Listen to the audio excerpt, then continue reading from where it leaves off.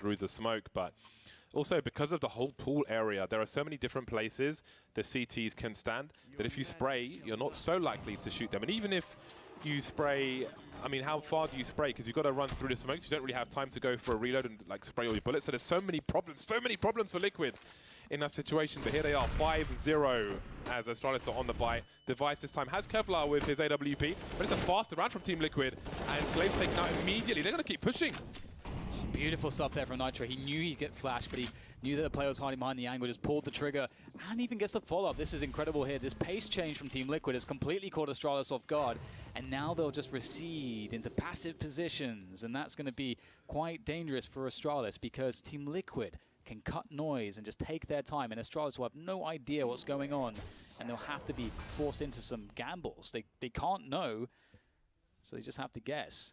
And right now it's a 2-1 setup, as we can see, and that is the wrong guess. Liquid about to hit that A bomb site in numbers, and at the moment, all you have is Dupree. Do you stack a site with all your players? With Dupree in the pit, it's hard for him to make it all the way safely towards the B bomb site, but perhaps he can buy some time. Took too long to deploy the grenade, but the numbers game was too great anyway, and that is going to be the round. If he was towards Arch, who knows if he goes towards the B bomb site, goes 3 versus whatever may come their way. 6-0 to Team Liquid.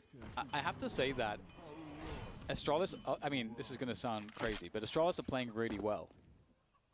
But Liquid are also playing very well. And Liquid, in some of these marginal moments, as Counter-Strike can often present, have been more fortunate. But we are in very early stages of this game. And Astralis, again, they are so good at just squeezing out every bit of damage they possibly can. They're so good at just somehow getting the correct reads when they're starved of information. And in these moments when Team Liquid have been put into a desperate spot or a chaotic position, you can see they have these protocols just to fall back on calmly and just know exactly what to do, and they don't allow Astralis as much space as other teams would to maybe maneuver through the gaps. Nitro not fearing the pop flash attempt there. Action all over the shop. And indeed it is 6-0. The buy coming back out for Astralis. Can they get their first run on the board? Do they take the game into their own hands? Do they get more aggressive, or do they continue to play their way? Do they believe it will work eventually with what Team Liquid are doing? Many questions to be answered as we move through round number 7. Bex and Device are smoked off at the top of Banana, so there's early map control there for Team Liquid, which maybe compounds the problems for the Danes. We're going to see a balcony burst here. Is that what Liquid is up to? Again, this is quite the switch up. They need this timing when Astralis are still pressuring Banana. Astralis' smokes are still up on Banana. They can get a good timing on A, which is unsuspecting from Astralis perhaps. And the nade can come into the hand of Magic. He's not ready for this. He turns around. Can he make it work? Yes, he can.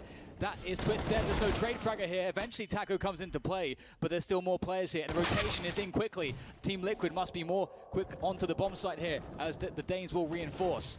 Taco looking for the flank. He's going straight through the smoke, not really considering what might be behind it, and Glaive gets a kill for free. Elige moving towards the boiler position, so you might know where Glaive is, making a play with the Molotov, and Zipex is top mid as well. Elige on the flank, there's one. Does he hear Glaive now? Glaive trapped, he's got players in front of him and players behind, looking for the player towards the rear, and Naf gets taken out. Sorry, he takes out Device in the meantime, which shuts down the round. Now, we've seen 2 situations where Astralis in different rounds where people have had a grenade in their hand, a Molotov, I think, in the round prior, the smoke on the balcony, where they have very limited time to try and figure out if they should throw their smoke or not. We're seeing hesitation, and it's proving costly.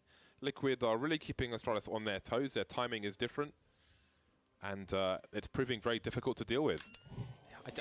I really like that, just because, again, you know, if you expect the T side to go into a more passive default where they want to wait for your utility to expire on Banana before then taking the map control there, there is this window of time when you don't have the information, because you don't want to play super aggressive on the other side of the map as well. So you play aggressive towards Banana with the smokes, and you play passive on the other side of the map.